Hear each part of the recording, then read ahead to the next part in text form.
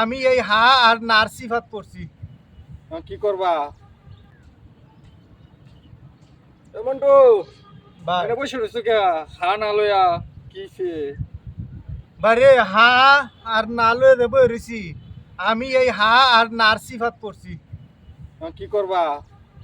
কিতা যে করাম বাপ বুঝা পাইতাছি না। এবে বই তাহ। আমার ছোট্টা ভাই হইছে হা আর আমার বড় কাকা হইছে না।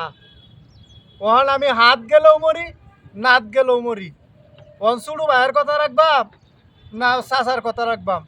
চাচা মুরব্বী মানুষ, হেলার কথা যদি না রাহি তে বেয়াদবি হইব।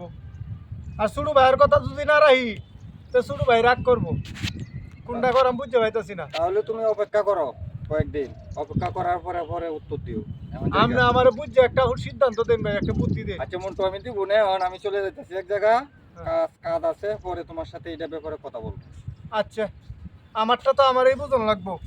এখন বুঝতেছি না কিতা করবাম যে হা কইয়াম না না কইয়াম। আচ্ছা হা না কিস্তা করে রাখতাম না, আমি এই দুইটার মাঝে জানো আছি। জিতলে শুরু ভাই আমারই, আর বাগলে চাচা আমারই।